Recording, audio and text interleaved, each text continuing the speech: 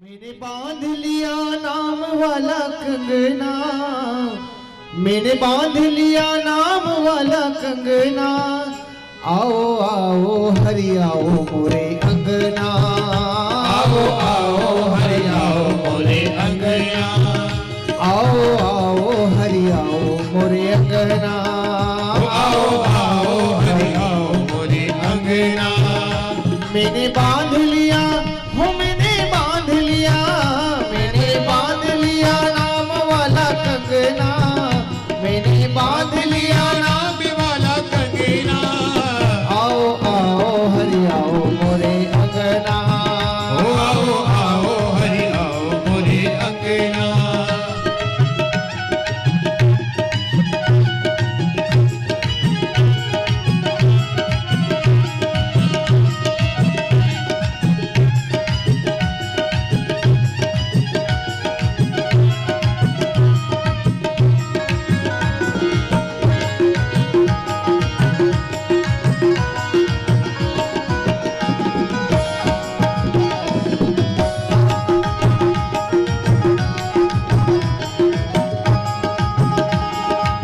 है मेरे राम प्रभु तेरा गुण गाएंगे, है मेरे राम प्रभु तेरा गुण गाएंगे, है मेरे राम प्रभु तेरा गुण गाएंगे, है मेरे राम प्रभु तेरा गुण गाएंगे। तेरा गुण गाए प्रभु तुमको रिझाएंगे, तेरा गुण गाए प्रभु सबको रिझाएंगे। ओ तेरा गुण गाओ प्रभु तुमको रिझाएंगे, तेरा गुण गाए प्रभु तुमको रिझाएंगे।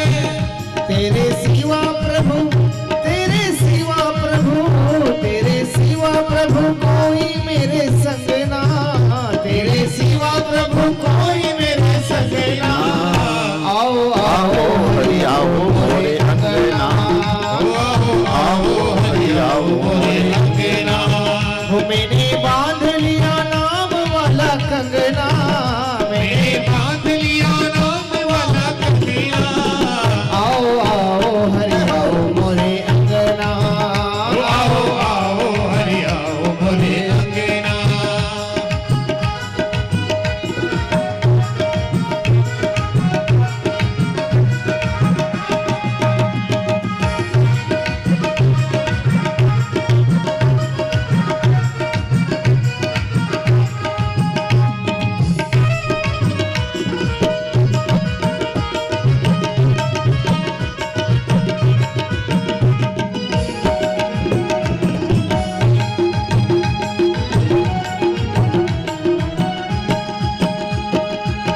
मेरा मन पापी प्रभु पावन तू कर दे, मेरा मन पापी प्रभु पावन तू कर दे। ओ मेरा मन पापी प्रभु पावन तू कर दे, मेरा मन पापी प्रभु पावन तू कर दे।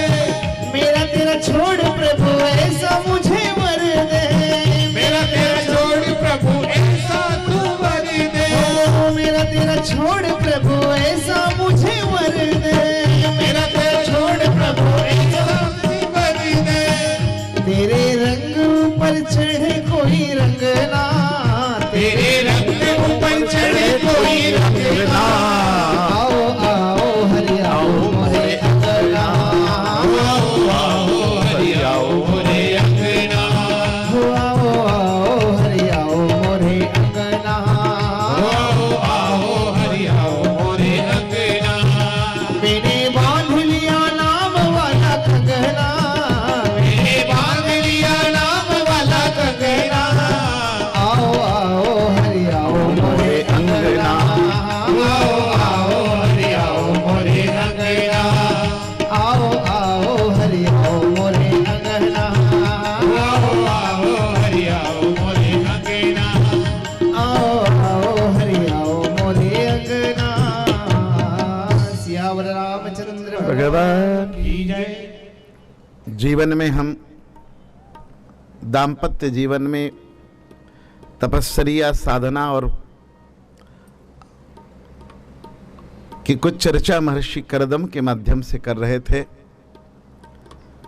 लेकिन अब एक श्रेष्ठ संतति के लिए एक बहुत अनिवार्य विषय यह है कि गर्भाधान का समय क्या होना चाहिए, और उसके लिए जो सावधानी की आवश्यकता है, कभी कभी उस सावधानी से चूक जाते हैं तो क्या दुष्परिणाम होते हैं। श्रीमद् भागवत का एक प्रसंग है, गोस्वामी जी ने भी मानस में उसका जिक्र किया राम कथा में। कहते हैं महर्षि कश्यप की 13 पत्नियां थी, उसमें से एक पत्नी का नाम था दिति। और दिति ने एक दिन सायंकाल को महर्षि कश्यप को प्रार्थना की कि मेरी बड़ी बहन को अदिति को आदित्यादि अनेक पुत्र प्राप्त हैं, वो मातृत्व का सुख भोग रही हैं, मैं भी मां बनना चाहती हूं। महर्षि कश्यप ने कहा, आप मेरी धर्मपत्नी हैं, आपको भी समय आने पर इस सुख की प्राप्ति होगी, आप भी मां बनेंगी, आपका भी को भी वात्सल्य का आनंद मिलेगा। लेकिन दिति ने कहा, नहीं, मुझे अभी इसी समय मां बनना है। महर्षि कश्यप ने अपनी तर्जनी उठाई और पश्चिम की ओर संकेत किया। जरा पश्चिम में देखो, भगवान सूर्य अस्ताचल की ओर जा रहे हैं, सायंकाल की बेला है, यह संक्रमण काल है, दिवस और रात्रि मिल रहे हैं। और हे दिति, सायंकाल के समय केवल 3 ही काम करना चाहिए। दिति ने कहा, कौन से 3 काम? बोले, सायंकाल के समय 3 ही काम करना चाहिए। पहला काम, जाते हुए भगवान सूर्य को बैठकर अर्घ्य देना चाहिए। इसलिए संध्या पद्धति में सायं संध्या बैठकर होती है। दूसरा, भगवान हरि का स्मरण करना चाहिए। और तीसरा, शिव को दीपदान करना चाहिए। दीप का अधिष्ठाता शिव है, वो ज्योति पुरुष है, उसी के ज्योतिर्लिंग होते हैं। इसलिए हरि का स्मरण करो सायंकाल, शिव को दीपदान करो, और जाते भगवान सूर्य को अर्घ्य दान करो। इन 3 काम के अतिरिक्त कोई और काम सायंकाल में नहीं करना चाहिए। मैं शिक्षा जगत के मंच से बोल रहा हूं, इसलिए प्रार्थना करता हूं, सायंकाल कभी भी बच्चों को होमवर्क करने मत बिठाइए। आसुरी विद्या के लिए सायंकाल है, उस समय भूत प्रेत निकलते हैं, और भूत प्रेत को नियंत्रित करने के लिए शिव और पार्वती निकलते हैं। हमारे यहां 3 मुहूर्त हैं। ब्रह्म मुहूर्त, उसके अधिष्ठाता ब्रह्मा हैं। दूसरा, मध्याह्न का लगभग 11:15 से 12:15 का समय, लगभग वो सूर्योदय सूर्यास्त का केंद्र मानकर करना पड़ेगा उसको, उसे अभिजीत मुहूर्त कहते हैं। और विष्णु सहस्त्र नाम में भगवान विष्णु का एक नाम अभि है, उस अभि से ही अभिषेक का अर्थ समझना। हमारे यहां जो जलाभिषेक होता है, पुष्पाभिषेक होता है, मंत्राभिषेक होता है, राज्याभिषेक होता है, इस अभिषेक का अर्थ क्या है? और विद्या भारती ने एक शब्द स्वीकार किया, अभिभावक। हमने पालक शब्द स्वीकार नहीं किया है, हमने शब्द स्वीकार किया अभिभावक। और पालक और अभिभावक में अंतर क्या है? जो 2 वक्त की रोटी और साल भर में 2 कपड़े और स्कूल की फीस दे दे, उसे पालक कहते हैं। लेकिन जो उसके संस्कार है, जो उसके सद्गुण हैं, जो उसके पास अपनी प्रवाह परंपरा है, उसको जो विस्तारित कर दे, उसका नाम अभिभावक है। अभि का अर्थ होता विस्तार, फैलना। जो उसकी भावनाओं का अभिसिंचन कर दे, उसकी भावनाओं को विस्तारित कर दे, उसका नाम अभिभावक होता है। इसलिए अभिभावक वो हैं, पालक वो हैं जो लाखों रुपए देकर बोर्डिंग में बच्चों को छोड़ देते हैं। लाखों रुपए दे देंगे लेकिन बेटा अपने पास नहीं रख पाएंगे। वो पालक हो सकते हैं साहब, इसलिए पालक शब्द हमारे लिए मान्य नहीं है, हमारे लिए अभिभावक शब्द मान्य। उसकी अपनी महिमा है, मैं महिमा कम नहीं कर रहा हूं पालन की, लेकिन पालन, पालक शब्द से लाख गुना बड़ा अभिभावक शब्द है। इसलिए अभिजीत मुहूर्त पर भगवान विष्णु का अधिकार है और वो स्वयं सिद्ध मुहूर्त है। अभिजीत मुहूर्त पर ना चौगड़िए का, ना नक्षत्र का, किसी का प्रभाव नहीं होता। ज्योतिष की अवधारणा। और इसलिए ब्रह्म मुहूर्त पर ब्रह्मा का अधिकार है, अभिजीत मुहूर्त पर विष्णु का अधिकार है, और सायंकाल प्रदोष काल कहलाता है, उस पर शिव का अधिकार है। इसलिए महर्षि कश्यप ने कहा, दीति ये प्रदोष काल है, ये संध्या काल है, इस काल में तुमने मां बनने की इच्छा व्यक्त की, ये इस काम के लिए उपयुक्त समय नहीं है। लेकिन दीति तो दीति थी साहब, और स्त्री अपने वाली पर आ जाए तो फिर बहुत मुश्किल है। दीति ने अपनी साड़ी का पल्लू गिराया, कुछ भाव भंगिमा देह की ऐसी की कि कश्यप अस्थिर हो गए। कश्यप में काम का जन्म हो गया। और अगर मुझे आप सब क्षमा कर दें तो एक बात बहुत गहरी कहना चाहता हूं, मुझे क्षमा करना साहब। हम सब शिक्षा जगत के लोग बैठे हैं यहां शिक्षा पर चिंतन करने, इसलिए जो चैत्री नवरात्रि है, मधु नवरात्रि है, उसके पहले दिन शक्ति का जन्म हुआ, उसके समापन पर राम का जन्म हुआ। इसलिए नवरात्रि में दुर्गा और राम हैं, लेकिन क्षमा करना, बसंत पंचमी के दिन सरस्वती और काम दोनों एक दिन ही जन्मे हैं।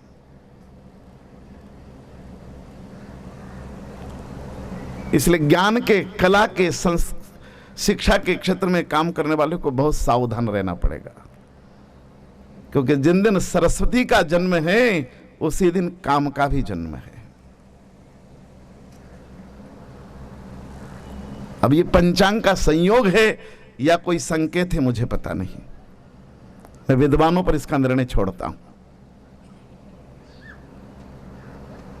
लेकिन दुर्गा जन्मी, उसके साथ राम जन्मा है, सरस्वती जन्मी, उसके साथ काम जन्मा है।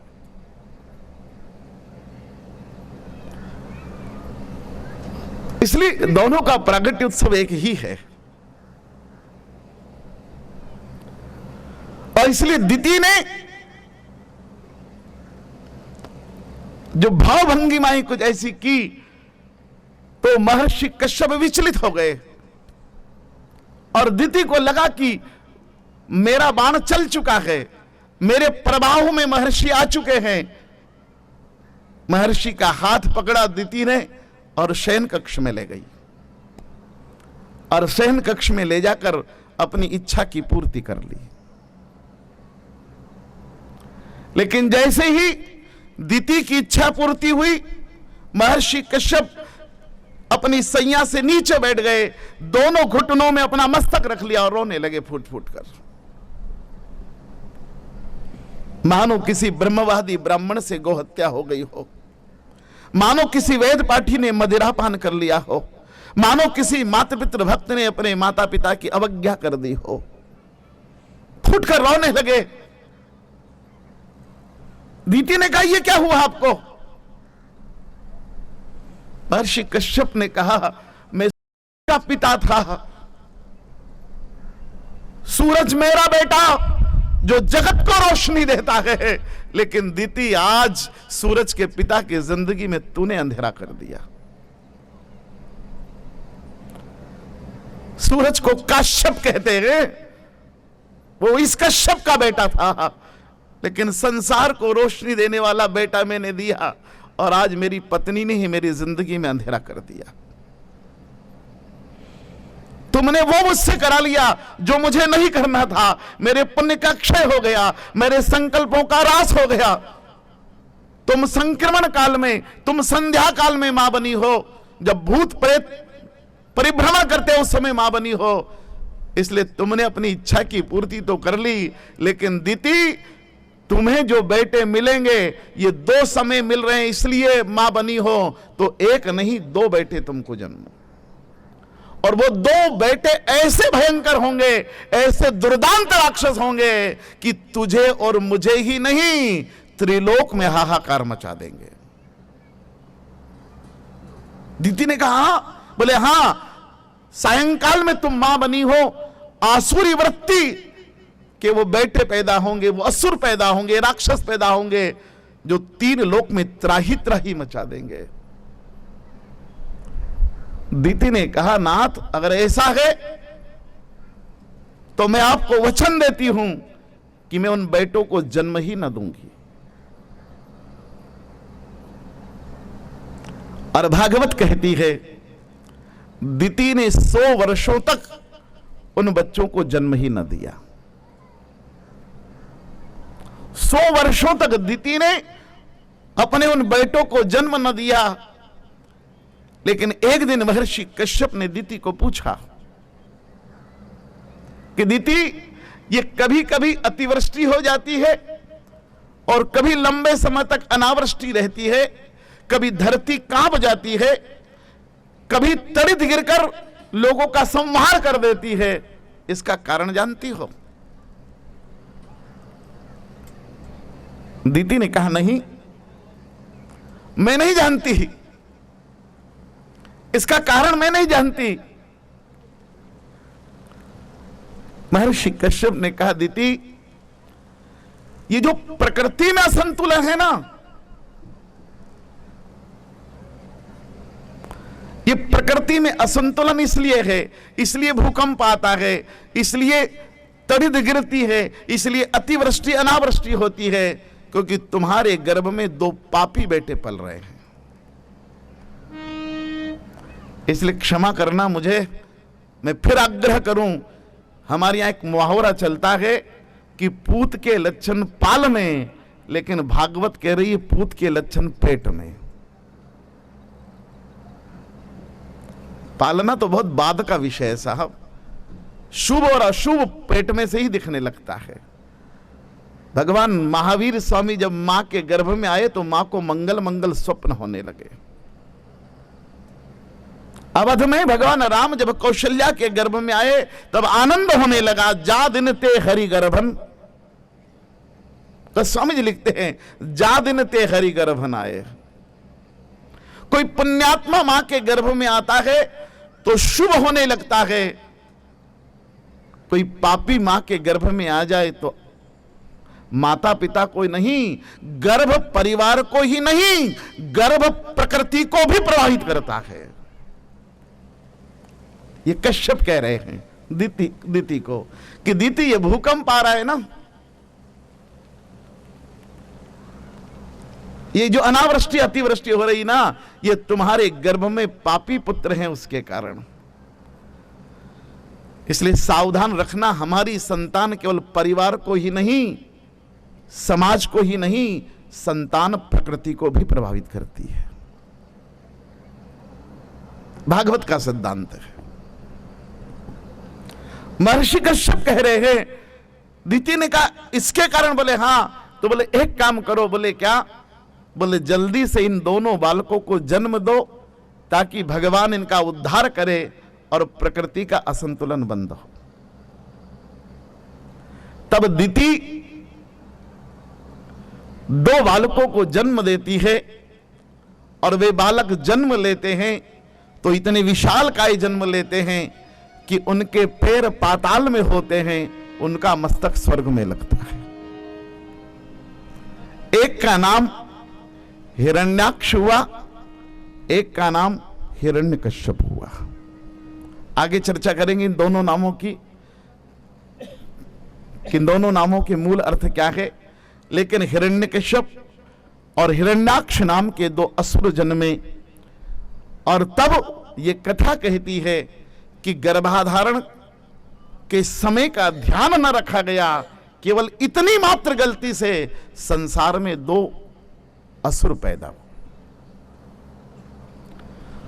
और आजकल की तथाकथित पढ़ी लिखी पीढ़ी ये कहती है कि पंडित जी, क्या सुबह क्या शाम क्या दोपहर, क्या अमावस्या क्या पूनम,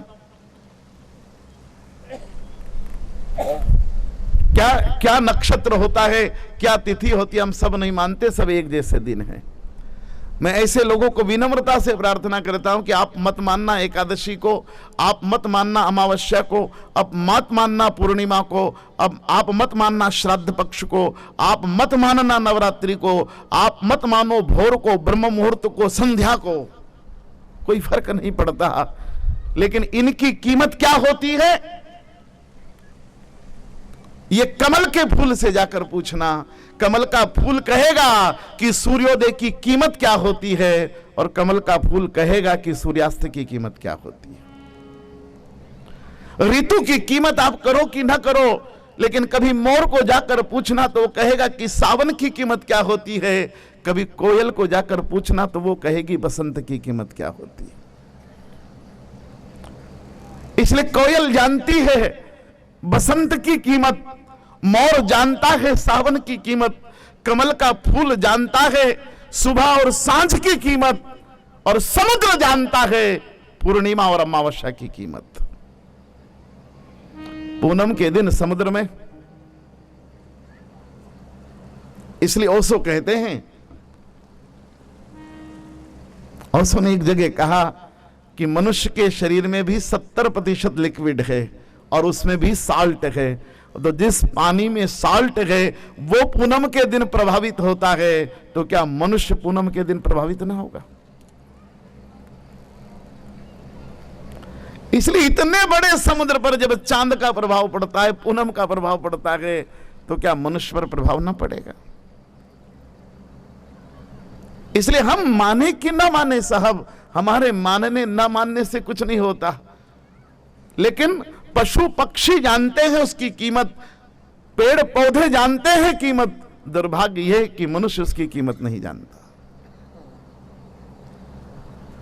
इसलिए हमने अपनी पंचांग की अवधारणा को, हमने अपनी मुहूर्तों की अवधारणा को, हमने अपने ज्योतिष शास्त्र को ठुकरा दिया। और मेरी प्रार्थना है साहब, मैं किसान का बेटा भी हूं, मेरे घर खेत भी है, इसलिए मुझे आग्रह है साहब, फसल काटने का मुहूर्त उतना महत्वपूर्ण नहीं होता जितना फसल बोने का मुहूर्त होता है। फसल 2 दिन बाद भी काटो तो चल जाएगी, लेकिन पानी गिरे और 4 दिन बोनी करने में देर हो गई ना, तो फसल बिगड़ जाएगी। इसलिए मेरी प्रार्थना है, बच्चा जन्मे उसकी जन्म पत्रिका पर ज्यादा शक्ति खर्च मत करना। सवाल तो है कि उसका गर्भाधारण किस समय हुआ, इस पर शक्ति खर्च करना। ये बीजारोपण की कीमत है, ये बीजारोपण की कीमत है। बीजारोपण ठीक समय नहीं हुआ, और इसलिए गर्भ संहिता में सब लिखा गया। वो व्यासपीठ का विषय नहीं है, वो कक्षा का विषय में छोड़ता हूं। लेकिन ऋतु काल के कितने दिन बाद बीजारोपण होगा तो कन्या होगी, ऋतु काल के कितने दिन बाद बीजारोपण होगा तो पुत्र होगा, ऋतु काल के कितने दिन बाद बीजारोपण कैसे होगा तो कैसा बेटा जन्मा होगा, इसका सारा शास्त्र गर्भ संहिता में। वो मैं आपके स्वाध्याय के लिए छोड़ता हूं, क्योंकि मुझे केवल यहां सैद्धांतिक चर्चा करना है। वो हमारे इन सब संस्कार केंद्रों पर उसके मार्गदर्शन की पर्याप्त व्यवस्था है और पर्याप्त साहित्य उपलब्ध है। मेरी समाज को प्रार्थना है, इनका आप उपयोग करें, यहां पधारें और जानकारी लें तो बारीक से बारीक जानकारी मिलेगी। इसलिए यह दिति का प्रसंग यह कहता है कि गर्भाधारण का संस्कार का समय बहुत अनिवार्य रूप से इसकी कीमत करना चाहिए। और दूसरी मैं बहुत विनम्रता से प्रार्थना करता हूं इस सारे संदर्भ में विषय से हटकर, 2 मिनट के लिए विषय से हटकर मैं प्रार्थना करता हूं, क्योंकि उज्जैन से आता हूं और उज्जैन महर्षि भर्तृहरि की भूमि है। और राजर्षि भर्तृहरि अपने वैराग्य शतक में एक बहुत महत्वपूर्ण बात कहते हैं। महर्षि भर्तृहरि ने कहा अपने वैराग्य शतक में कि लाखों साल गंगा का पानी पीने वाले, गंगा का जल पीने वाले, लाखों साल गंगा की कोख में जन्मे, दुर्वा का रस पीने वाले, लाखों साल गाय का दूध पीने वाले और तपस्या करने वाले ऋषि मुनि, स्त्री सामने आई कोई और वो मार्ग छोड़ गई तो वो भटक गए, तो फिर साधारण मनुष्यों का क्या होगा? मैं नहीं कह रहा हूं, ये भर्तृहरि का कथन है।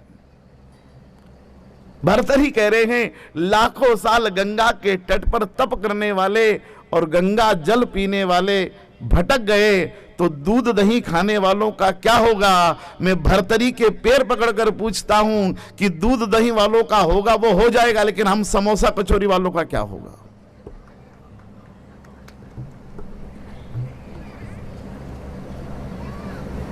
इसलिए सारी नारी जगत को मेरी प्रार्थना है, ईश्वर ने आपको वो सामर्थ्य दिया है, सारा पुरुष समाज मुझे क्षमा करना, स्त्री जब मार्ग से भटक जाए तो विश्वामित्र अस्थिर हो जाता है।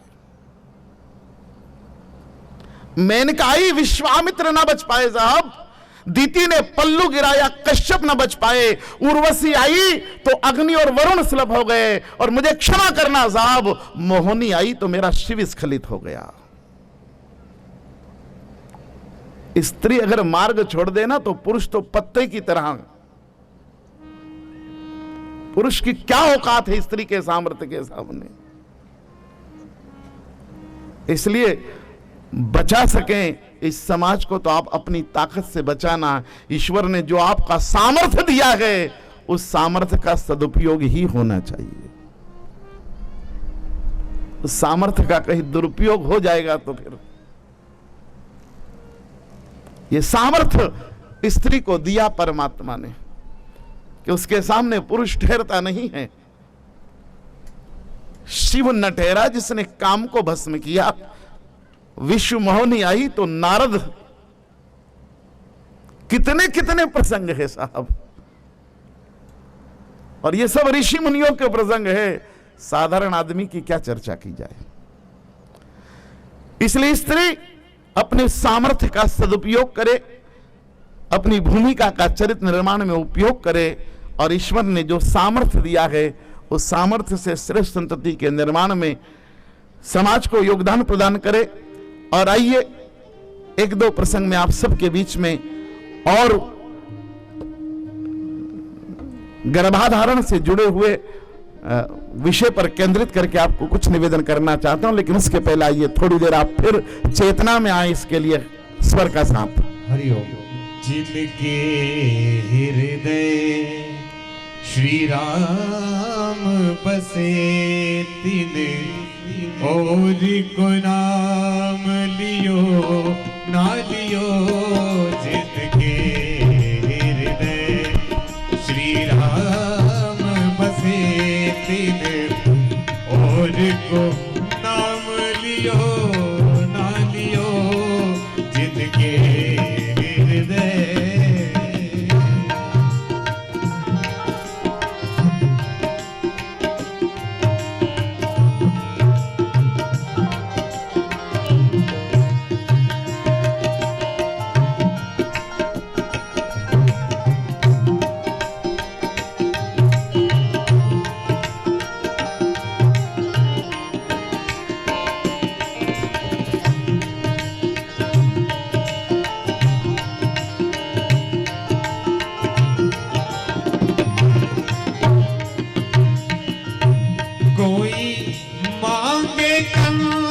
कंसी काया कोई मांग रहा प्रभु से माया, कोई मांगे कंचन सी काया, कोई मांग रहा प्रभु से माया, कोई पुण्य करे कोई दान करे, कोई पुण्य करे कोई दान करे, कोई दान का रोज बखान करे, जिन कन्या धने को दान दियो, जिन कन्या धन को दान दियो, तिन और को दान दियो ना दियो, जिनके हृदय राम बसे दिन, और को नाम लियो ना लियो, जिनके हृदय।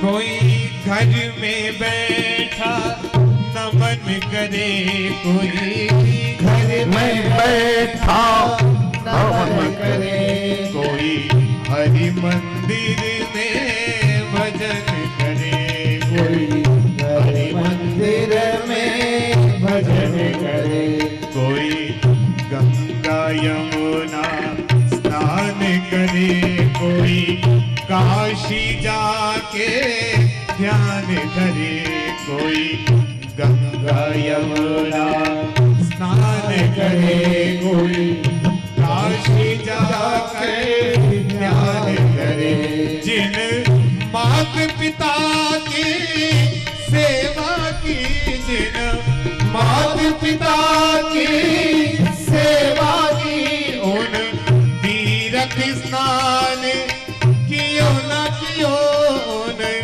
तीर्थ स्नान कियो ना कियो, जिनके हृदय श्री राम बसे दिन, और को नाम लियो ना लियो, जिनके हृदय।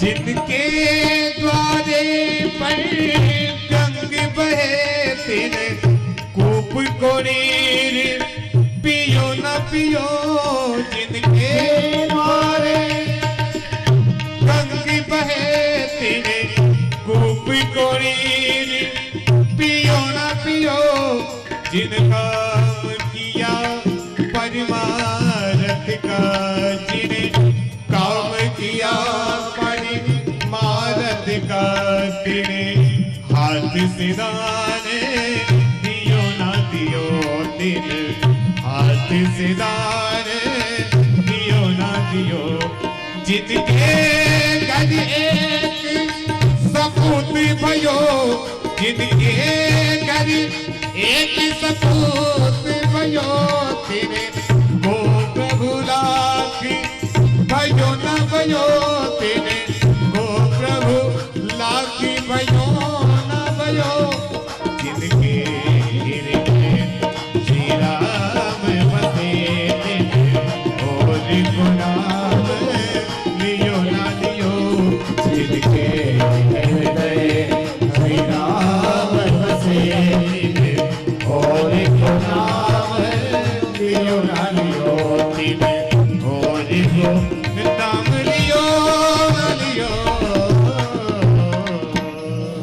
रामचंद्र भगवान की जय। आइए एक और महत्वपूर्ण विषय पर विचार करें।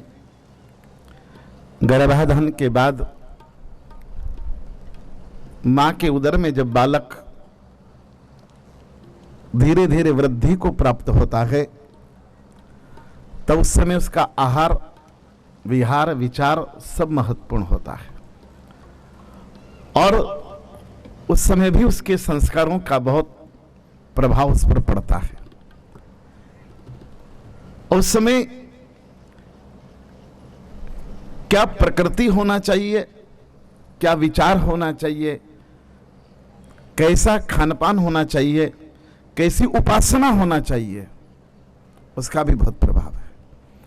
हमारे यहां अनेक पुराणों में एक कहानी आती है। उस कहानी को अब आपके बीच रखता हूं, तब उसका कैसा प्रभाव होता उसको समझने का हम प्रयत्न करते हैं। कहते हैं कि महाराज गाधी से महर्षि ऋचिक ने उनकी पुत्री की याचना की। महर्षि ऋचिक एक बड़े तपस्वी ऋषि हुआ करते थे। आयु बहुत अधिक हो गई थी और महर्षि ऋचिक के स्वप्न में उनके पुत्र आए और ऋचिक को कहा कि तुम विवाह करो और विवाह कर कर संतति को आगे बढ़ाओ तो हम प्रसन्न होंगे। महर्षि ऋचिक ने अपने पितरों की बात मानी और विवाह करने को उत्सुक हुए। पता किया कहां विवाह योग्य कन्या है। पता लगा कि महाराज गाधी की एक बेटी है। कन्नौद के राजा हैं महाराज गाधी और राजकन्या विवाह के योग्य है। महर्षि ऋचिक पहुंच गए। महाराज गाधी ने ऋचिक का स्वागत किया। मैं क्या स्वागत करूं आपका, आप आज्ञा करें। महर्षि ऋचिक ने कहा कि मैं अन्नदान लेने, वस्त्रदान लेने, स्वर्णदान लेने, भूदान लेने नहीं आया हूं। मैं आज आपके पास कन्यादान लेने आया हूं। महाराज गाधी के पैरों के नीचे से, भूपति के पैरों के नीचे से भूमि खसक गई कि आयु में अधिक है ऋषि और मेरी कन्या, कैसे इनको अपना कन्यादान कर दूं। लेकिन ऋषि को असंतुष्ट करना भी चुनौती थी और ऋषि को संतुष्ट करना भी एक मार्ग निकाला महाराज गाधी ने। और महाराज गाधी ने कहा कि महाराज जरूर मैं अपनी कन्यादान आपको कर दूंगा, लेकिन मेरा एक आग्रह आपसे। बोले क्या? बोले अगर आप श्वेत कर्ण 1000 घोड़े कहीं से ले आए, इतना सामर्थ्य दिखा दे तो मैं आपको। महर्षि ऋचिक ने कहा कि ये कौन सी बड़ी बात है। और उसी समय वे जलाधिपति भगवान वरुण के पास गए और वरुण से 1000 श्वेत कर्ण घोड़े लेकर महाराज गाधी के सामने खड़े कर दिए। ऋषि का सामर्थ्य और पुरुषार्थ देखने का कोशिश करते हो सम्राट। मैंने वरुण से 1 सहस्त्र श्वेत कर्ण घोड़े आपके दरवाजे बांध दिए हैं, अब तो आप कन्यादान करें। और महाराज गाधी ने अपनी बेटी सत्यवती ऋचिक को सौंप दी। सत्यवती और ऋचिक का यह संबंध दाम्पत्य जीवन में आगे बढ़ा और सत्यवती ने एक दिन कहा कि महाराज, महर्षि मैं मां बनना चाहती हूं। ऋचिक ने कहा कि मेरे पितरों की आज्ञा से इसी निमित्त तो मैंने आपसे विवाह किया है। और अब सत्यवती के गर्भ में बालक था, लेकिन वो बालक अपनी कुल की परंपरा के योग्य बने, इसके लिए ऋचिक उसका संस्कार करना चाहते थे, इसलिए उन्होंने एक यज्ञ अनुष्ठान किया। और यज्ञ अनुष्ठान में खीर का द्रव्य बनाया और उस खीर को अभिमंत्रित करने लगे और कहा यह अभिमंत्रित खीर ये आप लेंगी तो इससे बालक संस्कारित होगा और मेरे कुल और परंपरा के योग्य बन पाएगा। लेकिन तभी सत्यवती ने कहा महाराज मेरी मां भी पुत्रवती होने वाली है, तो क्यों न उनका गर्भ भी श्रेष्ठ बन सके, उनका होने वाला बालक भी श्रेष्ठ बन सके, इसलिए आप उनके लिए भी एक प्रसाद अभिमंत्रित कर दीजिए। अनुष्ठान एक है तो मां बेटी दोनों के लिए तैयार कर दीजिए। ऋचिक ने कहा इसमें कौन सी आपत्ति है, मैं देवताओं का आह्वान कर रहा हूं, मैं कलश अभिमंत्रित कर रहा हूं, मैं पायस अभिमंत्रित कर रहा हूं, मैं खीर अभिमंत्रित कर रहा हूं, तो आपकी माताजी के लिए भी कर देता हूं। एक कलश पीले कपड़े में बांध कर रखा गया, उसमें पायस का खीर का प्रसाद रखा गया। दूसरा कलश लाल कपड़े में बांध कर रखा गया और उसमें भी पायस का प्रसाद तैयार किया गया।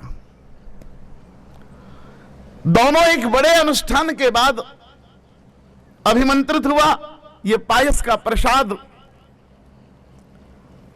और महाराज ऋषिक ने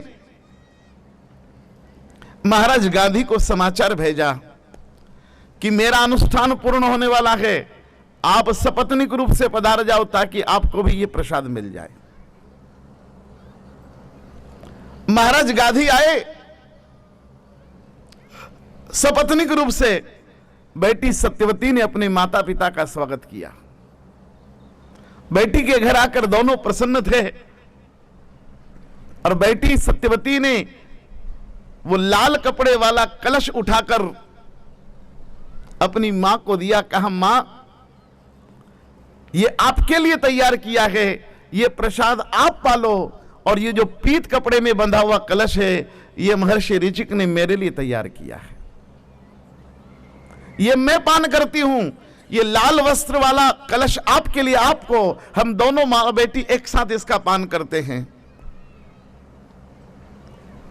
लेकिन मां के मन में थोड़ी शंका पैदा हो गई, मां के मन में थोड़ा संदेह पैदा हो गया और मां ने धीरे से कहा कि बेटी मुझे लगता है कि ऋचिक तुम्हारे पति हैं, इसलिए जो प्रसाद तुम्हारे लिए अभिमंत्रित किया उसमें कुछ ज्यादा मंत्र और श्रेष्ठ मंत्र पड़े होंगे, और मेरे लिए जो तैयार किया हो सकता है उसमें कोई कमी कर ली होगी, इसलिए एक काम कर लेना। बोले क्या? बोले ये कलश अपन बदल लेते हैं, ये पीले कपड़े वाला कलश तू मुझको दे दे, ये लाल कपड़े वाला। अब सत्यवती के मन में तो कोई खोट था ही नहीं, वो तो तैयार हो गई। बोले मां बिल्कुल क्या दिक्कत है, ऋषि के मन में, मैं अपने पति को बहुत समय से जानती हूं, उनके मन में कोई भेदभाव नहीं है, उन्होंने कोई ऐसा भेद नहीं किया होगा, इसलिए लो ये प्रसाद जो मुझे लेने को कहा वो आप ले लो, और आपके लिए जो प्रसाद है वो मुझे दे दो।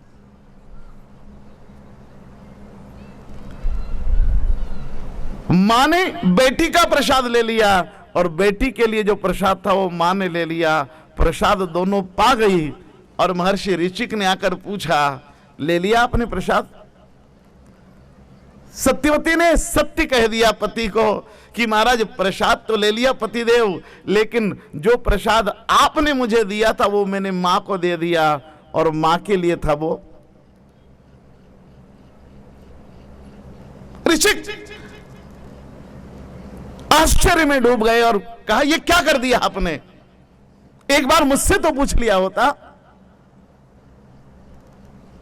सत्यवती ने कहा तो क्या आपके मन में भेद था? आपने दोनों के अभिमंत्रण में कोई भेद किया था क्या? ऋषिक ने कहा फल में कोई भेद नहीं था, प्रकृति का भेद था।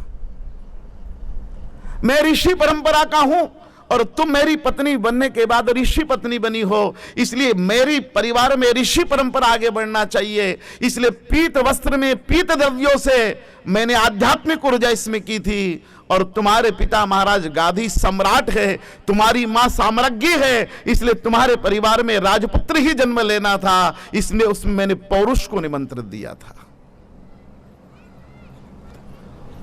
उस कलश में मैंने शक्ति का आह्वान किया था, पौरुष को आह्वान किया था, पुरुषार्थ को आह्वान किया था, वीरता को आह्वित किया था, और मैंने इसमें अध्यात्म को, ब्रह्मनिष्ठा,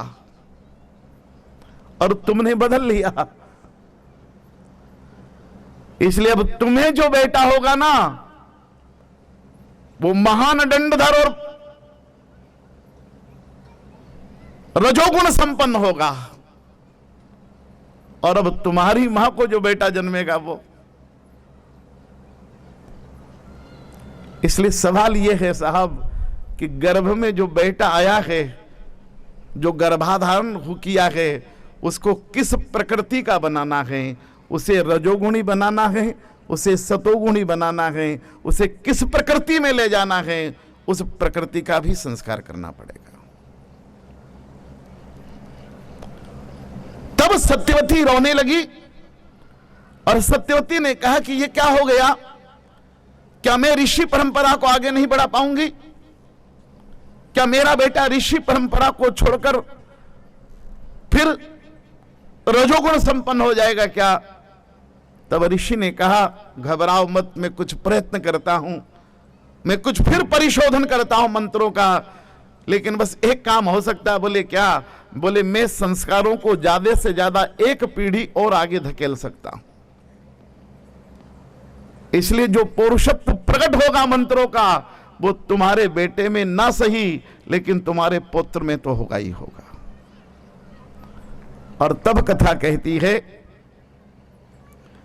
कि महाराज विश्वामित्र राजा होते हुए भी उनके घर जो बेटा पैदा हुए, गाधी के घर, वो विश्वामित्र पैदा हुए, जो राजपुत्र होकर भी ब्रह्मनिष्ठ हो गए।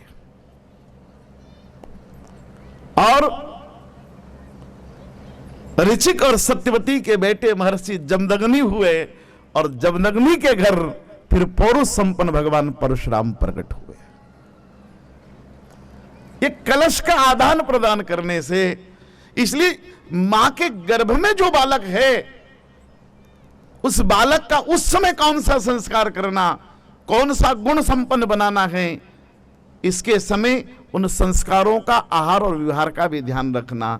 खीर थी, लेकिन एक खीर ब्रह्मनिष्ठ बना गई और एक खीर पौरुष संपन्न बना गई। इसलिए ये संस्कार उसी समय विकसित होंगे, और इसकी बहुत कथा है। मां मदालसा का गर्भ एक ही था, लेकिन मां मदालसा ने अपने 3 बेटों को ब्रह्मनिष्ठ बना दिया, और मां मदालसा ने अपने एक बेटे को राजपुत्र बना दिया। पिता एक, मां एक, लेकिन मां ने गर्भ के संस्कारों से प्रकृति बदल दी। दक्ष प्रजापति का चरित्र कौन नहीं जानता? मैं कभी शिव चरित्र करूंगा तो फिर दक्ष की वृत्ति और प्रवृत्ति की चर्चा करूंगा आपसे। सती में पूरे दक्ष उतरे, इसलिए सती का परित्याग शिव को करना पड़ा। लेकिन उन्हीं महाराज दक्ष के बेटे को देवऋषि नारद ने पहले 100 बेटे को ब्रह्मनिष्ठ बनाया, 1000 बेटे को, और फिर 100 बेटे को ब्रह्मनिष्ठ बना दिया। वीरानी के गर्भ पर नारद ने संस्कार किए, दक्ष की पत्नी वीरणी पर, और गर्भ पर नारद, देवऋषि नारद ने वो संस्कार किए कि पहले एक शस्त्र बेटे को वीतरागी बना दिया, फिर 100 बेटे को वीतरागी बना दिया। तब दक्ष घबरा गए और दक्ष ने शापित कर दिया कि नारद, तुम मेरे घर आकर मेरी पत्नी के गर्भ को संस्कारित करते हो, इसलिए अब कहीं घड़ी भर भी ठहर नहीं पाओगे, चलते रहोगे। इसलिए गर्भ पर भी अपने संस्कार होते हैं। इसलिए देवऋषि नारद का, मदालसा का और विश्वामित्र और परशुराम के ये पौराणिक उदाहरण हम सबको प्रेरित करते हैं कि गर्भ काल में कैसे बच्चों को गुण संपन्न और संस्कार संपन्न बनाया जाता है, इस दिशा में प्रयत्न होना चाहिए। लेकिन आइए एक और बहुत अद्वितीय कथा जो श्रीमद् भागवत की है वो आपके बीच में मैं रखता हूं कि गर्भाधान के और कितने महत्व भारतीय संस्कृति में है, श्रेष्ठ संतति में वो कैसे हमारे लिए सहायक सिद्ध होती है। लेकिन आइए कुछ क्षणों के लिए एक बार हरिनाम संकीर्तन कर लें, फिर मैं दिव्य चर्चा भक्तराज प्रहलाद की आपसे आरंभ करता हूं। हर सांस में हो सुमिरन तेरा, यूं बीत जाए जीवन मेरा। हर श्वास में हो सुमिरन तेरा, यूं बीत जाए जीवन मेरा। हर सांस में हो सुमिरन तेरा, यूं बीत जाए जीवन में। हर श्वास में हो सुमिरन तेरा, यूं बीत जाए जीवन मेरा।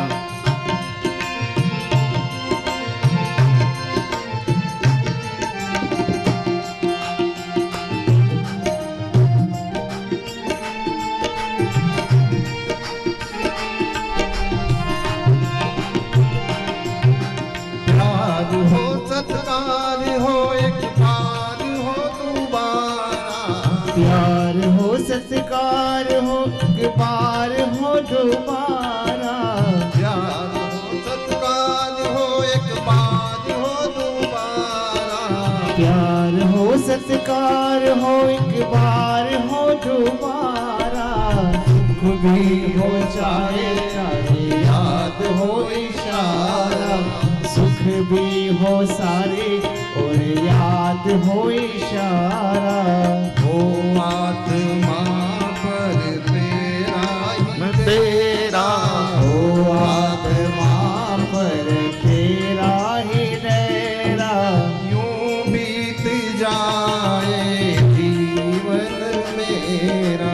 यूं बीत जाए जीवन मेरा। हर श्वास में हो सुमिरन तेरा, यूं बीत जाए जीवन मेरा।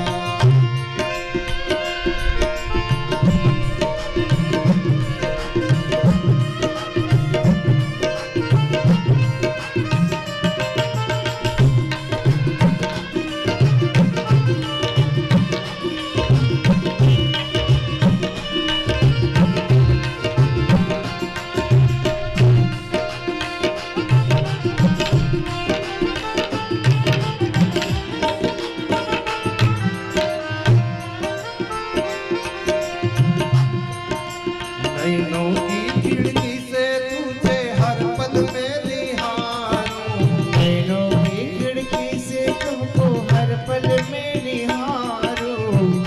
मैं भी भालू तेरी आरती उतारूं। मन में बैठा लो तेरी आरती उतारूं। डाले रहूं तेरे चरणों में मेरा। डाले रहूं तेरे चरणों में तेरा यूं बीत जाए जीवन मेरा। यूं बीत जाए जीवन मेरा। तेरी पूजा करते बीते सांझ सवेरा। तेरी पूजा करते बीते सांझ सवेरा। यूं बीत जाए जीवन मेरा। यूं बीत जाए जीवन मेरा। हर सांस में हो सुमिरन तेरा।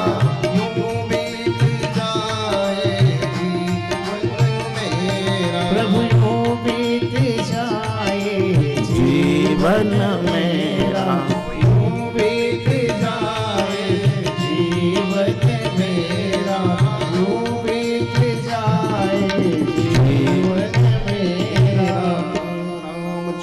भगवान जय।